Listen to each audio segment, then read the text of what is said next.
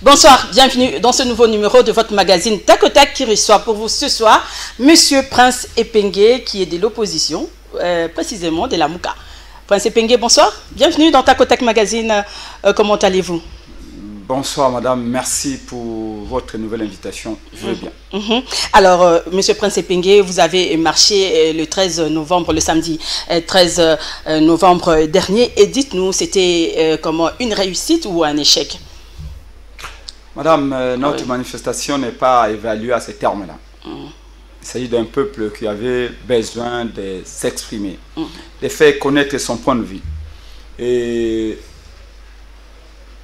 son point de vue a été entendu au-delà de nos frontières nationales. C'est qu'il ne veut pas de Kadima à la CENI, qu'il ne veut pas d'une CENI politisée, qu'il exige un consensus à ce qui concerne la désignation des animateurs de la CENI, surtout autour de la loi organique sur la CENI. Inutile de parler des nombres de participants parce que de ce côté-là, nous avons vu quand même il y a eu une forte mobilisation. La mobilisation... Mais c'était seulement ici à Kinshasa ou dans toutes les provinces? Même dans les provinces. Je donne l'exemple de Kananga où il y a eu des foules importantes, malgré certains partis qui sont venus déranger la jouissance des droits de nos camarades de Kananga. Mais sinon, la marche a été organisée un peu partout dans la République. Et je voudrais plutôt féliciter vivement les Congolaises et Congolais, particulièrement les Kinoises et Kinois qui ont massivement participé à cette grande marche populaire des forces sociales et politiques, les blocs patriotiques comme les Kinois, les Congolais appellent maintenant. Et mention spéciale aux étudiantes et étudiants de l'INIKIN, de l'ISTA et de l'IPN, ces institutions publiques où on a eu des très grandes mobilisations, malgré la pluie battante. Et les gens sont sortis de partout, de tous les 3 districts. Moamba, Funa, la Lukunga, même si on a eu des remontrances des habitants du district de la Tchangou qui étaient en colère. Nous avons vu les images, nous avons vu les images, d'ailleurs c'est passé ici chez nous. Que c'est la Tchangou également, l'axe de la Tchangou soit pris en compte. Malheureusement, M. Ngobila continue de persister, plutôt continue de nous dire que la Tchangou est une zone rouge, alors que dernièrement, M. Félix Tshilombo a paradé avec ses militaires de l'IDPS, librement, sans aucun problème. Mais quand il s'agit de la Mouka ou d'autres organisations, c'est les 2 poids 2 mesures, choses que nous dénonçons. Mais nous disons bravo parce que même les enfants de la Tchangou ont fait les pieds. C'est des Maluku, des Skimanseki, des Nsele ont fait les pieds. Ils sont arrivés à Lemba à 7 h du matin, malgré la pluie. La détermination était forte. La mobilisation, vous avez vu les tsunamis humains. Ça veut dire que le message est passé. Nous allons nous prendre en charge jusqu'au bout, jusqu'à ce que M. Kadima dégage de la CENI, de la même manière que nous avions réussi à faire dégager Malonda. Mais pourquoi Martin Fayoulou et Adolphe Mouzitou n'ont pas été présents à cette marche? Madame, c'est quand même bizarre. À moins que vous inscrivez dans une logique polémique. Ils ont refusé de marcher avec le FCC, côte à côte avec le FCC. Non. Que vous avez même traité de bourreaux d'hier. Là n'est pas la question. Qui ont marché avec les victimes. La logique actuelle est celle de l'application de l'article 64. À moins que les gens veulent créer des distractions. Non, on ne veut pas polémiquer, M. Prince Epengue. On aimerait quand même savoir pourquoi il n'était pas... Parce que ce sont des grandes figures comme Madame, Fayoulou, qui a toujours été contre quand vous voyez Prince Epengue, vous voyez qui? Vous voyez Martin Fayoulou. Quand vous voyez Prince Epengue, vous voyez qui? Mais d'habitude, vous êtes ensemble, vous marchez ensemble. Il n'y a pas longtemps d'ailleurs. Etienne Tshisekedi de Wamulumba, à un certain moment, vous êtes une journaliste chevronnée. Vous n'êtes pas né de la dernière pluie dans ces microcosmes médiatiques. Vous savez qu'à un moment donné, Papa Etienne Tshisekedi de Wamulumba ne marchait plus avec nous. Il nous appelait, on faisait un point de presse, il donnait un mot d'ordre, il appelait le peuple à marcher. Et il restait à la maison en train de passer ou réfléchir en d'autres stratégies à l'étape suivante. Martin Fayoulou marche et marchera, vous le verrez dans la rue. Mais il y a des moments où Nous, ces soldats, ces généraux, nous sommes là. Quand Devos Kitoko est dans la rue, conduit la marche à partir de la Lukunga. Quand vous voyez l'exercice légal, Landos Nobasi et les autres conduisent à partir de la Funa. Quand vous voyez Prince Epenge, Mouza, Sanga Bonganga, Senga, Professeur Kalele, nous conduisons la marche à partir de Moamba. Mais c'est Fayoulou qui est là, c'est Mouzito qui est là. Mais dites-moi un peu, Prince Epenge, j'aimerais comprendre, qu'est-ce que vous avez ressenti quand vous avez marché côte à côte avec Chadari, avec les autres Néhémie, avec c'est du FCC, qui sont maintenant opposants comme vous? On a expérimenté l'exploitation de l'article 64 les ennemis d'hier, les amis d'aujourd'hui. Nous ne sommes pas amis avec personne. Nous ne sommes amis avec personne. Nous ne sommes pas dans vous formez un bloc, donc vous êtes ensemble. Madame, dites-moi, vous concevez ça comment quand vous dites que nous sommes en alliance avec l'Église catholique, que nous sommes en alliance avec l'ICC, que nous sommes en alliance avec la Lucha ou avec les FCC? Parce que chaque organisation a une vision, a une mission différentes et spécifiques. En 2016, nous avons, nous, dynamique de l'opposition à l'époque, l'IDPS, les prélats catholiques. On a marché ensemble. Étions-nous dans une coalition? Non, l'Église catholique a toujours été proche de la population, de l'opposition. Même avec Kabila, l'Église était toujours là. Mais ce qui est bizarre aujourd'hui, nos amis du FCC, qui sont maintenant des opposants, ils marchaient avec vous. Et qui, très bonne question. Demandez maintenant à l'Église catholique. Allez poser la question à l'Église catholique. Que hier, les FCC avaient déshabillé les prêtres catholiques. Pourquoi les prêtres catholiques marchent aujourd'hui ensemble avec les FCC? L'Église a donné quelle réponse? Vous l'avez, madame? Il faut la dire ici. L'Église a dit qu'elle ne refuse personne. L'Église, au sein de l'Église, il y a des fous.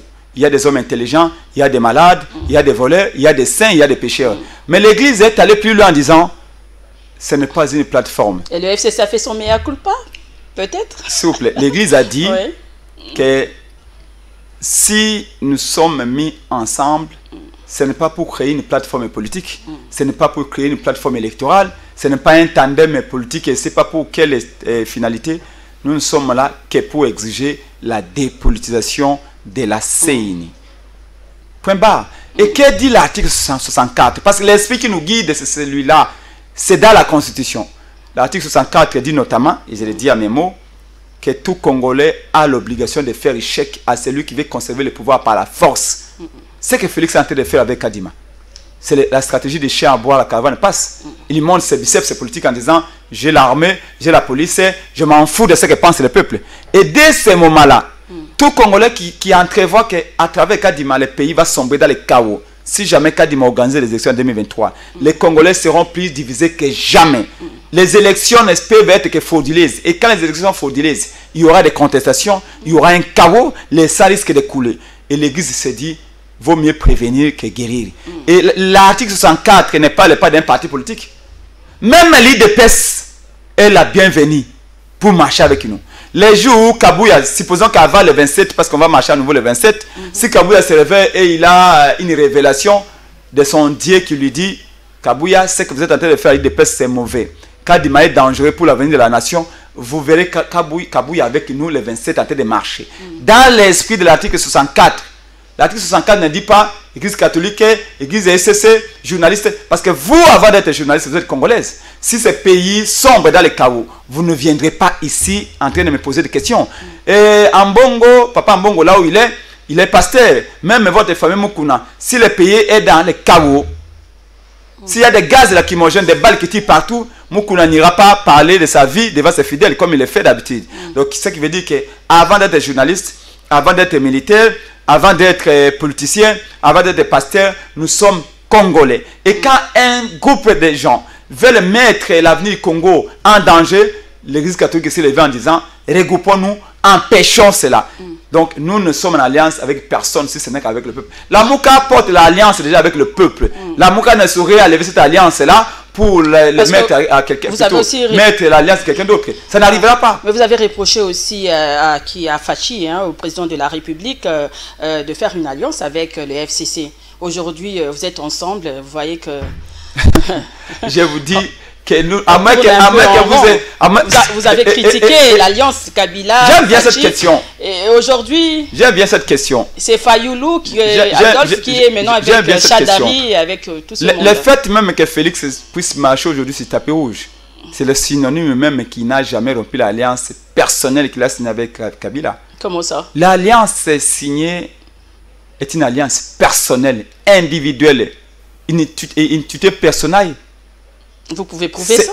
Cette alliance c'est signée. Bon, vous me posez de prouver cette alliance entre Félix et Kabila. Hein? Mais parce que vous dites que jusqu'à présent, mais vous confirmez l'alliance entre la Mouka et le FCC. Non, mais il n'y a plus d'alliance entre le FCC et Fachi. Il n'y a plus rien. Maintenant, aujourd'hui, il y a l'union sacrée. Non, madame. Ça c'était l'accord de gouvernement que Némi Mouilania avait signé avec Jama et Kabound, Ambouela Lodge. Cet accord donc Fachi a une alliance personnelle. Mais comment peut-il devenir président avec 15% s'il n'y a pas une alliance personnelle avec Kabila? Ah voilà. Monsieur Pégué, vous n'avez même pas prouvé à la Cour constitutionnelle. Tant qu'il ne se serait pas séparé de Kabila, comment voulez-vous que Kabila épouse? En fait, le problème ici c'est quoi? C'est l'IDPS qui est jalouse. L'IDPS est jalouse. L'IDPS fait crise de jalousie. Mais Kabou a dit le contraire. Elle voit son mari Kabila partout, avec tout le monde. Nous, la Mouka, nous sommes fidèles avec le peuple, papa, maman. Quand vous voyez le président Élie Martin Fayulu donner un mot d'ordre, il dit peuple, descendez, manifestez. Kadima est dangereux. Et que cet appel-là est relayé par tout le monde. Tous les hommes épris de paix, tous les patriotes.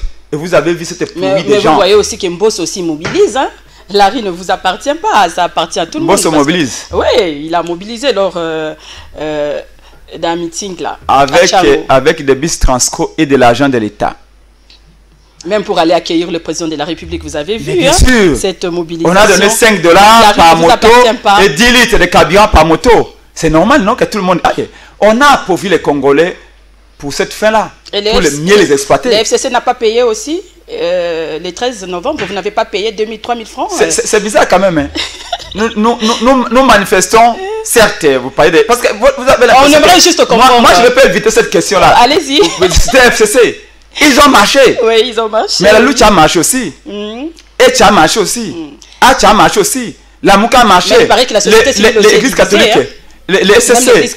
Même les églises de réveil ont marché. Mais c'est bizarre. Plus de peut-être 50 organisations ont marché, les 13.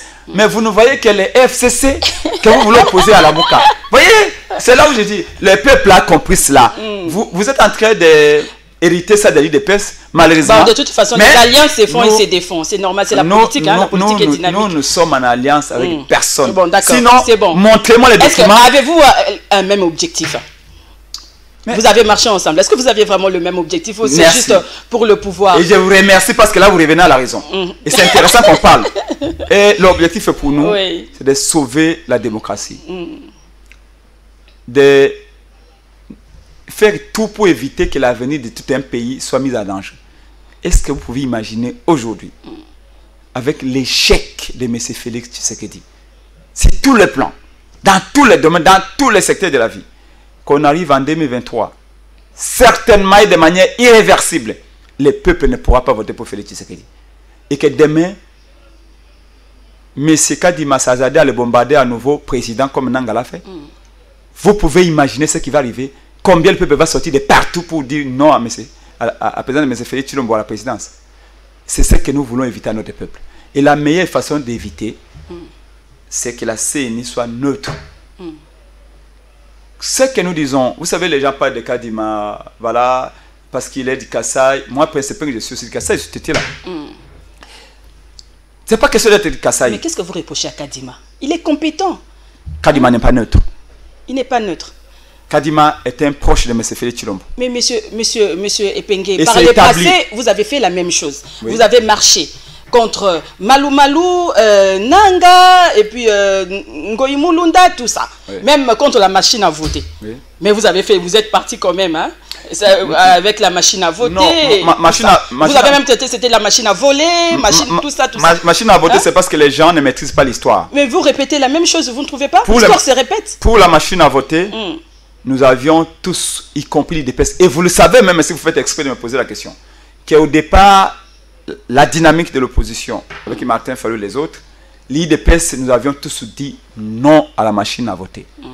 Félix, qui dirigeait l'IDPS, Martin Fayulu, dynamique de l'opposition, nous avions tous dit non à la machine à voter. Félix a commencé à négocier avec Kabila pour devenir le premier ministre de celui que Kabila allait imposer. Félix va accepter la machine à voter. Nous avions dit non jusqu'à 3 semaines avant les élections. Pourquoi nous avions décidé d'accepter la machine? Parce que Nanga, entre-temps, avait invité les confessions religieuses. Nanga dit, Fayulu refuse la machine à voter parce qu'il a peur qu'on transfère les données de manière électronique. Rappelez-vous, madame, que la loi électorale qui nous a conduit aux élections 2023 interdisait un vote électronique. Donc, quand l'IDPS a accepté le vote électronique, la machine à voter au départ, l'IDPS a violé la loi. Nous avions dit non. Nous, on reste constant. L'avantage de Martin Fayulu, c'est qu'il est un peu comme un rabbi. Il ne change pas dans ses idées. Nous avons dit, nous refusons, nous voulons une CENI dépolitisée. Tout le monde a fini par accepter que la CENI doit être dépolitisée aujourd'hui. Même les marches que nous faisons, vous avez vu avec les confessions religieuses, nous avons dit une CENI dépolitisée. Nous restons constants. Nous ne bougeons pas. Parce que l'homme doit savoir ce qu'il veut, ce qu'il poursuit dans la vie. Même la Bible dit que ton oui reste oui, que ton non reste non. Martin Fayulu, au moins de ce côté-là, vous pouvez reconnaître, il reste droit, il sait ce qu'il veut. Et avec la machine à voter, nous avions dit, comme la loi interdit un vote électronique, et que ces machines-là sont des machines qui vont transférer les données électroniquement, nous les refusons. L'IDPS aussi avait dit oui à cela. Mais après, l'IDPS va changer, parce qu'entre-temps, il y avait les accords d'Ibiza, il y avait les accords de Venise entre Néhémie et Félix Tshisekedi. Mais par après, quand Nanga invite l'église catholique et l'église protestante, Nanga leur dit, je supprime les transferts électroniques de voix. La machine va devenir désormais comme une imprimante, tout simplement. Il n'y aura plus possibilité de transférer les données électroniquement, avec la possibilité qu'on puisse frauder. C'est là où maintenant, l'église catholique va inviter la Mouka. Et on explique que non, nous allons veiller à cela. La machine ne va pas transférer les données électroniquement. Et dès le moment où nous avions reçu les assurances des confessions religieuses, les données par Nanga, que la machine est devenue maintenant juste une imprimante. Et là, nous allons dire 3 semaines avant les élections que oui, on accepte, on va avec cette machine-là comme une imprimante et non comme une machine qui peut transférer des données électroniquement. C'est simple. Alors, des gens qui veulent spéculer parce que nous sommes, l'IDPS a inauguré l'ère des mensonges comme stratégie politique. Et aujourd'hui, dans tous les plateaux, vous êtes infestés, les réseaux sociaux, 80% des mensonges qui sont dans les réseaux sociaux viennent de l'IDPS, bien entendu. Donc, l'environnement politique est tellement pollué qu'aujourd'hui, comme dit Adolphe Mosito, on vient beaucoup plus dans les plateaux de télévision faire de la chamaillerie que d'être dans un débat de fond, un débat d'idées. Malheureusement, le peuple ne peut que souffrir de ces mensonges-là.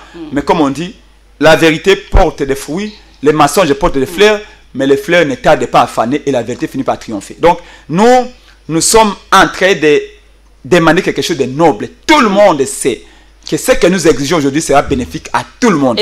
Et si vous n'obtenez pas gain de cause, s'il n'y a pas consensus, qu'est-ce que vous allez faire? Parce que vous annoncez aussi un sit-in le 22 novembre devant la CENI. Que demandez-vous exactement à la CENI? Nous obtiendrons gain de cause parce que la cause que nous portons, nous ne sommes que des porte-parole.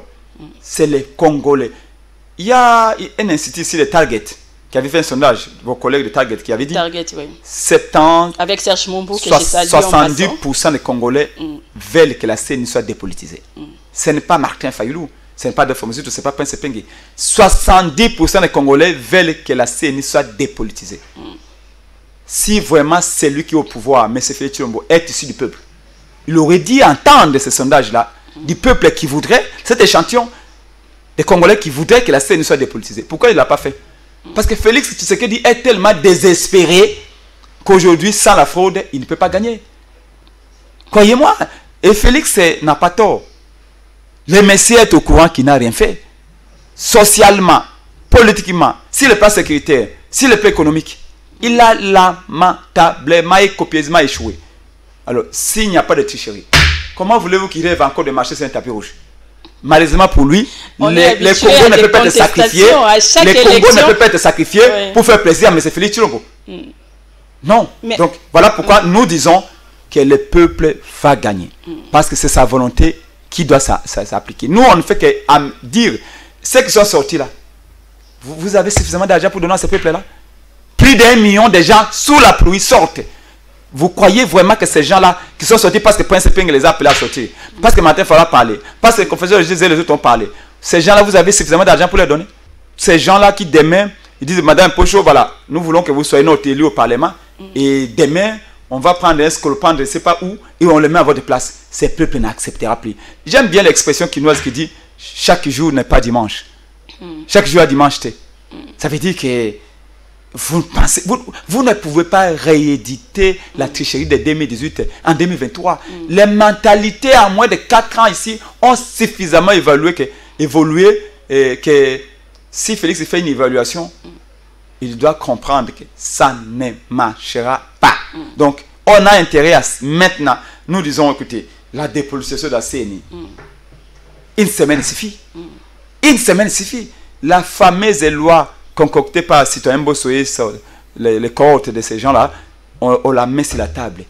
4 jours, c'est suffisant. On n'a pas besoin de perdième, parce que j'entends parler de dialogue et tout ça. Bon, on conseille de tout. Ce que nous voulons, en disant qu'il y ait un consensus. Consensus, ça veut dire quoi? Madame, vous me voyez souvent dans les manifestations avec un ballon de football. Oui, oui. C'est un symbole, en fait. On vous a vu aussi ce samedi. Hein. Ça veut dire quoi, ce ballon de football? Oui, ça veut dire quoi? Expliquez-nous un peu. Pour ceux qui connaissent le football, quand on commence un match de foot, l'arbitre met toujours la balle au centre. Le centre, c'est synonyme de la neutralité. On ne peut pas commencer un match de Coupe du Monde et que l'arbitre commence à placer les ballons dans la défense d'une équipe adverse. Non, on commence au centre, ça veut dire la neutralité. Ça veut dire que l'arbitre est neutre. La balle ou le ballon lui-même, le ballon est neutre. Et les juges de touche sont neutres. Le commissaire au match est neutre. Et on dit, vous êtes en égalité, vous pouvez commencer. C'est pourquoi les joueurs acceptent de commencer le match. Les jours où vous verrez qu'un match entre, par exemple, Vita et Imana, l'arbitre commence le match par la défense de Vita, Vita n'acceptera pas. Malheureusement ici, Félix Tshisekedi veut que l'arbitre vienne de l'IDPS. Quand il matin un arbitre qui vient de l'IDPS et qu'il veut imposer pour arbitrer les matchs, qui va l'opposer avec Fayulu et avec d'autres équipes, ça ne marchera pas. Il veut que les juges de touche viennent de l'IDPS. Parce que là, au sein de la CNI, l'Union sacrée a 12 membres sur 15. Vous trouvez ça normal?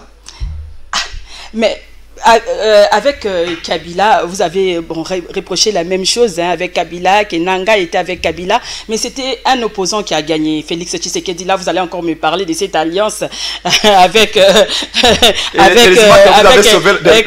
Kabila. Mais où est-ce qu'on va, la politique? Comment voyez-vous un peu la scène politique congolaise actuelle? C'est comme si on tournait en rond, les choses se répétaient, comme si on ne tirait pas des leçons. Ah oui, madame. Exactement. Et je vous donne raison. Albert Einstein disait, on ne peut pas faire les choses de la même manière, dans les mêmes conditions, et s'entendre un résultat mieux ou un résultat différent. Non, madame. Nous sommes suffisamment intelligents. 60 ans après l'indépendance. Nous sommes plus éduqués que nos pères fondateurs. Et les connaissances que nous avons doivent nous aider à justement comprendre que nous sommes plus divisés qu'avant, plus divisés que jamais. J'ai réfléchi chez moi parce que je suis politologue et je me dis, un parti au sein de l'AD de Congo, au sein de mon parti, nous réfléchissons beaucoup en disant, dans ces conditions, le Congo ne peut pas se développer. Un peuple a besoin d'être uni autour de son chef. Mais pour qu'un peuple se reconnaisse au chef, il faut que ce chef-là soit issu de sa volonté. Pourquoi le peuple congolais ne se reconnaît pas à Félix, malgré les actions de charme que Félix est en train de multiplier? Mais il faut dire une partie de la population. Vous me dites, pas... Non, la majorité de la population, on ne dit pas que toute la population, on dit la majorité de la population congolaise ne se reconnaît pas à Félix parce qu'il n'en a pas voté. Vous me dites, oui, mais vous êtes opposé à Nanga, plutôt à Malone, plutôt Nanga, mais Nanga a fait publier un opposant. Non, Félix n'a pas gagné les élections. Arrêtez de forcer, madame, ces mensonges. Je reconnais par ailleurs que tout mensonge répété finit par prendre la couleur de la vérité. Mais nous avons su démontrer que ces mensonges-là, vous pouvez les répéter 1 milliard de fois. Cette fois-ci ne prendra jamais la couleur de la vérité. Mais qu'est-ce que vous proposez? Félix avait échoué. Félix était même derrière Chadari, vous le savez. Ni était l'accord qu'il a signé personnellement avec Kabila, il ne serait pas devenu président. Et c'est ce qui explique en partie même son échec actuel, parce que le peuple n'a pas si lui accorder du temps et l'accompagner. Un dirigeant a besoin de se faire accompagner par son peuple. Et voilà pourquoi on a besoin d'aller chercher la souveraineté. Donc aussi, Fayou, il était là. C'est bien beau d'indexer, hein. Aujourd'hui, on est en train d'indexer l'UDPS, Fachi, tout ça. Non, il fait la même chose, il n'a pas changé. C'est un dictateur. Et pourtant, hier, vous avez traité Fachi des pantins, comment marionnette, tout ça. Aujourd'hui, c'est un dictateur. Vous êtes en train de vous contredire. Aujourd'hui, si Fayoulou avait le pouvoir, est-ce qu'il allait faire mieux? Parce que c'est bien beau de critiquer, mais il faut faire des propositions aussi. Madame, un chef ne peut pas être dépendant. Ou trop dépendant. Même si... Vous savez, même quand on parle de notion de souveraineté, aucun pays n'est absolument souverain. Même pas les États-Unis d'Amérique. Tout pays dépend quelque part des autres pays. Économiquement, ou financièrement, ou politiquement, ou géostratégiquement, etc. Mais nous ici, la vérité, vous le savez, que Félix dépendait de celui qu'il avait nommé M. Kabila. Même s'il s'est défait anticipé de cette affaire-là, mais il y a une autre dépendance qui est celle de Kagame. Et ça, c'est une réalité. Vous pouvez tout dire, madame. Vous pouvez tromper tout le monde sauf ta conscience. Lui-même le sait. Quand on vient au pouvoir dans ces circonstances-là, on reste en quelque sorte un esclave de ceux-là qui ont fait... Vous savez, tout pouvoir est béni de l'intérieur et de l'extérieur. Et le pouvoir de Félix Tshisekedi est béni par Kagame. Oh, quand le peuple donne sa plus grande bénédiction, c'est-à-dire que par la voie des élections, il vous choisit, la dépendance extérieure serait très relative. Mais aujourd'hui, la dépendance extérieure de Félix Tshisekedi est absolue. Elle est à 100%. Pourquoi? Parce que par le fait qu'il n'a pas reçu la bénédiction intérieure, il va être porté par ses deux épaules, par ses pays extérieurs. Voilà pourquoi aujourd'hui, il va même à l'extérieur et jouer au protocole quand il va à l'extérieur. Il a encore critiqué ses multiples voyages. Hein. C'est parce qu'il est soutenu là-bas. C'est pourquoi il voyage tout le temps, selon vous. Vous savez que pour Félix Tshisekedi, il se sent président que lorsqu'il est à l'étranger, lorsqu'il marche sur le tapis rouge. Quand un président a passé la moitié du temps qu'il a passé au pouvoir à l'extérieur, c'est quand même assez inquiétant. Mais il est à la recherche des investisseurs. Il veut que la RDC puisse revenir sur l'échiquier international. Pouvez-vous me donner, madame, en 3 ans ici, le président de la Chine, la deuxième puissance économique, combien de voyages il a fait à l'extérieur? N'a pas fait plus de 50 voyages. Le président de la République de Chine. Et pourtant, c'est une puissance économique. On parle même de la première puissance économique. Il n'a pas fait, non, j'ai dit, il n'a pas fait plus de 50 voyages pendant 3 ans. Félix a fait 1 année et demie de voyage à l'extérieur. Et regardez la Chine et le Congo. Alors rapidement, on est en train de chuter. Hein. Vous avez parlé des Kagame là maintenant. Alors, comment avez-vous trouvé quand même le propos des Kagame qui veut construire un village moderne ici pour venir en aide aux sinistrés de Nyiragongo? Est-ce une bonne... C'est don de Kagame. Les dons, oui. Est un cadeau venu tout droit de l'enfer, emballé par le diable lui-même. Et les Congolais n'ouvriront pas ce cadeau. Même à Noël, nous n'allons pas l'ouvrir. Nous refusons ce cadeau. Prince Penge se porte candidat pour mobiliser le peuple. S'il faut que chaque Congolais donne $1 pour construire des maisons dignes de ces noms à nos frères victimes de l'éruption de Nyiragongo à donc vous êtes contre? Nous sommes prêts à le faire. Kagame a dit que le génocide congolais n'existait pas. Que l'armée rwandaise n'a jamais tué personne au Congo. Il fait la négation de notre histoire. Alors qu'au même moment, Kagame exige des excuses de la part de la France pour le génocide rwandais, pour 600 000 morts, ce qui est déjà mauvais. Nous avions condamné le génocide rwandais. Mais Kagame en même temps dit les Congolais doivent oublier leur histoire. Nous n'acceptons pas. Seul Félix Tshisekedi est en mesure de vendre un pays tel qu'il a fait. C'est une trahison de la part de Félix. Tout ce qu'il fait avec Kagame. Tous les Congolais que j'ai rencontrés m'ont dit, mais ils ne comprennent pas pourquoi Félix dépend autant de Kagame? On peut même le dire que la restauration de la paix à l'Est passera par son amitié, sa diplomatie avec Kagame. Alors que tout le monde sait qu'un pyromane ne peut jamais se transformer en paupier. Bien, alors... donc, ces cadeaux-là, nous n'en voulons pas. Construire des villages au Congo. Et qui sont les architectes et les ingénieurs? C'est les militaires de l'armée rwandaise. Jamais un Congolais n'a autant trahi le Congo Félix Tshisekedi. Même Joseph Kabila, quand il a fait des diables, il peur de faire des choses comme ça. Et voilà la conséquence d'avoir un président qui n'est pas... État des sièges, il y a toujours des tueries. Hein. Il y a eu incursion même à Bukavu. Les voix s'élèvent de plus en plus pour dire non à cet état des sièges. Hein. Un dernier message par rapport à cet état des sièges. Êtes-vous pour ou contre?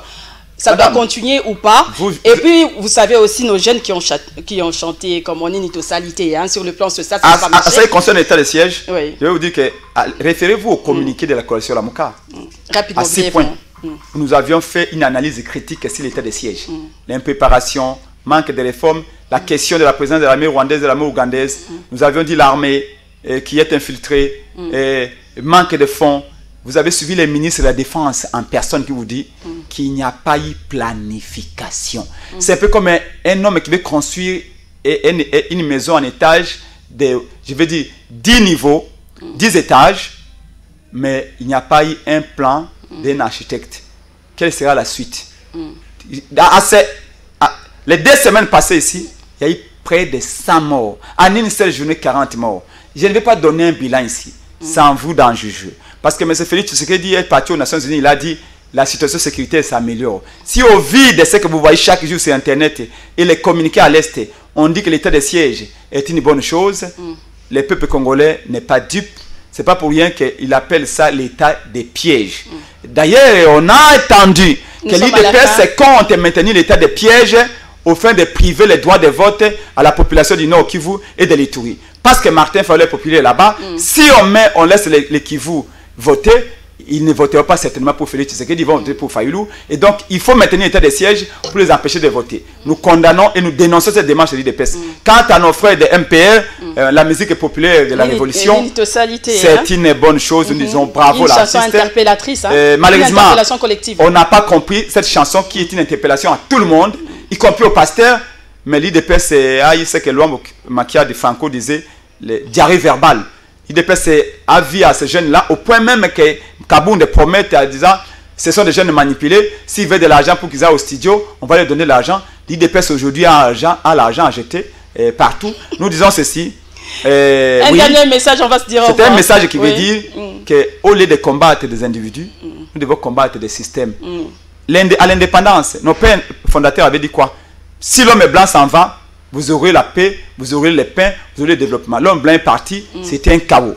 Et on a dit, l'IDPS a dit, Mobutu doit partir. Si Mobutu part, il y aura un changement. Mobutu est parti, le changement n'est pas arrivé. On a dit, si Kabila et ses barbes, si Kabila s'en va, tout sera rose. Mais Kabila s'en va. Peut-être c'est pas nos dirigeants. Ça veut dire quoi? Ça veut dire que c'est le système qui est mauvais. Kabila est parti, mais son système de prédation est resté. Et c'est le même système. Il est en train de lutter pour au contraire, Félix exploite les mêmes systèmes, les mêmes antivaleurs. On arrête comme sous Kabila, on pille l'argent de l'État comme sous Kabila, et on fait l'hypocrisie. L'insécurité comme sous Kabila, le chômage a atteint des proportions qui battent tous les records. Et donc, il faut que nous, quand on viendra, ce n'est pas un individu. Nous, Félix peut s'en aller. Nous, on n'a aucun problème personnel avec Félix. Mais nous allons qu'on arrive. Vous allez venir, vous allez faire mieux. À lever le système capitaliste. C'est toujours ça. C'est la même chanson avec nos politiques. Parce qu'on a des idées claires. Parce qu'on a des compétences. Parce qu'on a des gens qui sont outillés. Madame, le premier problème d'idées. Un parti politique n'est pas créé pour brûler des pneus. Un parti politique est créé pour des idées et des innovations. Malheureusement, ceux qui sont au pouvoir aujourd'hui ont passé 37 ans d'élite, pas pour réfléchir si, une fois qu'on arrive au pouvoir, qu'est-ce qu'on va faire, mais pour, avant tout, Mobutu pour s'en aller. Et après Mobutu, qu'est-ce que vous prévoyez? Il n'avait rien prévu. Voilà aujourd'hui, ils ne savent pas quel est le management et comment transformer les choses. Nous, c'est quand on viendra, vous verrez les réformes. Aujourd'hui, pouvez-vous me donner une seule réforme que Félix a initiée au sein de l'armée? Ça, tout. Une seule réforme économique qu'il a initiée? Alors, comment voulez-vous entendre un développement à ce qu'on crée la richesse? Parce qu'il n'y a pas eu de réforme. Ok, Martin Fayulu en avait, et il en a, et vous verrez en 2023, quand le peuple va lui donner confiance. Ça sera tout, Prince Epengue. En tout cas, merci d'être venu. Merci, madame. Merci pour votre confiance renouvelée. Ok, cette émission est terminée, mesdames et messieurs. Merci à vous de l'avoir suivi. Merci à l'équipe technique, à Francis et Béa, Freddy Kipimo, tout le monde. En tout cas, merci. Au revoir et à la prochaine.